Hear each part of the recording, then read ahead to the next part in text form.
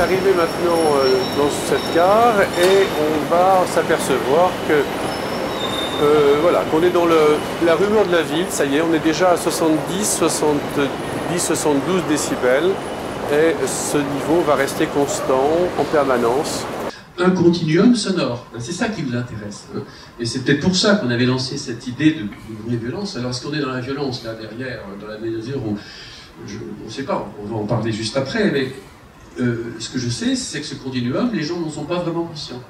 Et quand on pose la question à des gens qui sont sur ces lieux-là, on est allé interroger des gens qui travaillent dans ces gares, ils nous disent oui, c'est le bruit, c'est normal.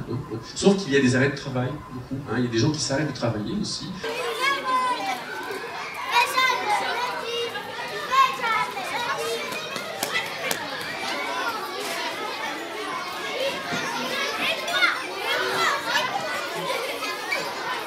Les sons, eh bien les sons, ils comptent ce qui s'active par ou encore à propos de tout, de l'intime, du domestique, du voisinage, de la vie urbaine, d'une collectivité, des transports, des moments professionnels, de l'industrie, de l'artisanat, de la nature, de la météo, et puis évidemment des uns et des autres, et ce dans toute l'étendue de la comédie humaine.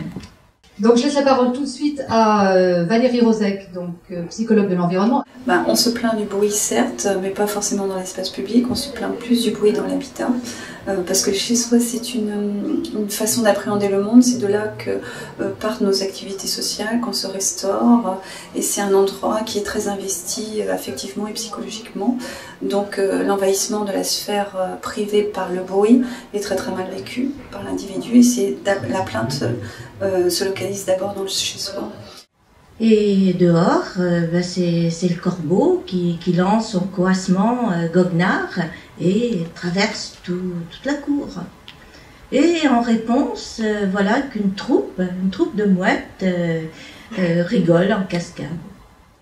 On insiste aussi, au-delà effectivement du problème, vous parlez madame, niveau sonore dans des discothèques, on a aussi des problèmes de surdité partielle, entre 15 et 20% des jeunes qui ont des problèmes de surdité aujourd'hui, pour voir justement parce que précisément on veut toujours être au-dessus, en émergence par rapport à ce bruit de fond. Le problème quand on est malentendant, c'est que on n'arrive plus à faire la discrimination. La discrimination, c'est le fait de pouvoir faire le tri de ce que l'on entend. Par exemple, de suivre une conversation dans le bruit. Et lorsqu'on est malentendant, on n'est plus capable de faire ça. Donc dès qu'on est dans la rue, dans une gare, eh bien ça devient très compliqué. En cas de message sonorisé par des haut-parleurs, comment améliorer l'intelligibilité de ce message et également comment éviter à ce que tous ces lieux publics-là ne gênent pas ou peu leur voisinage. Au Stade de France, il y avait une double démarche qui était d'améliorer la qualité sonore perçue par le public et puis de limiter les fuites acoustiques vers le voisinage. Et ça, c'est en changeant, en sophistiquant, je dirais, le système de sonorisation qu'on est parvenu à améliorer les choses avec nos collaborateurs spécialisés dans la sonorisation. Et on a mis en place également des stations de contrôle et un système qui permet de suivre les évolutions sonores et le bruit à l'extérieur du stade, de manière à être averti immédiatement s'il y avait des dépassements des seuils de niveau sonore qui auraient pu gêner le voisinage. Les plaintes sont à peu près les mêmes tous les ans. Elles sont liées aussi il y a un aspect saisonnier de la plainte. On va ouvrir les fenêtres l'été, donc on va se plaindre plus de l'extérieur que l'hiver. Mais en général, non, la plainte ne diminue pas. Il y a toujours le même nombre de plaintes et les sources varient assez peu aussi. On se rend compte qu'il n'y a pas d'évolution et qu'il faut peut-être penser plus à développer tout ce qui est qualité sonore plutôt que tous les aspects curatifs liés donc au conflit, à la nuisance. Les sons se propagent nécessairement dans les espaces. Et là, la configuration physique du bâti ou encore du non-bâti permet de positionner et orienter les trajectoires sonores. Les limites physiques du lieu cadrent l'aire de propagation des ondes qui se réfléchissent sur les différentes parois, verticales ou horizontales. Et c'est précisément ce phénomène de la réflexion des ondes sonores qui est intuitivement exploité par les personnes qui jaugent l'espace à l'oreille. Il ne faut pas être fataliste aujourd'hui, il y a des solutions. Donc la solution de l'appareillage, mais il y a aussi des solutions à travers de l'affichage, des panneaux. Il y a aujourd'hui de la recherche qui est faite pour les smartphones, pour avoir des messages qui vont apparaître sur les smartphones des personnes qui sont dans les lieux publics.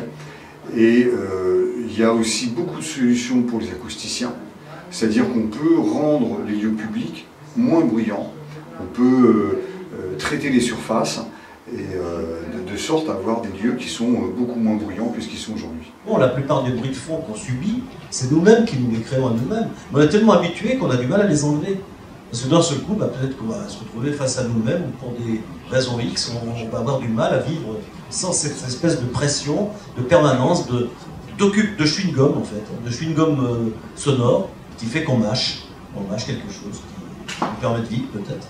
Dans beaucoup d'espaces, la difficulté provient de l'organisation architecturale qui favorise des superpositions des ondes sonores et favorise par le même effet le télescopage des réflexions, produisant de réels éblouissements et brouillages auditifs. Des lieux comme cela, eh bien, on en connaît plein, partout. J'aimerais citer, puisque nous y sommes et que je le vis tous les jours, le hall de la Cité des Sciences. Évidemment, la place de la Concorde, même combat. Le Louvre, je pense qu'avec la galerie du Carrousel, constitue une sorte de situation maximale dans le domaine. Absolument épouvantable. Dans le cas du Quai Branly, en fait, ce qui est intéressant, c'est que c'est les systèmes d'écran sonore, donc de masquage par des aménagements des écrans, donc des murs anti-bruit, qui en général est utilisé pour les autoroutes, typiquement, et qui a été utilisé par Jean Nouvel et son équipe pour préserver le calme du jardin, malgré le fait qu'on se trouve à proximité d'un quai très bruyant, très passant. C'est transparent à la vue, mais ça bloque le son parce que c'est isolant dans le cadre de ce qu'on appelle l'effet d'écran, qui veut dire qu'on s'isole du bruit dans la limite de sa hauteur. Et c'est pour ça que cet écran est très haut, c'est parce que plus il est haut et plus il est performant. Mais des espaces plaisir où il fait bon entendre existent, y compris dans les grandes villes. Il s'agit de lieux lisibles à l'oreille, de lieux où l'équilibre sonore permet de distinguer chaque source sonore et de la localiser.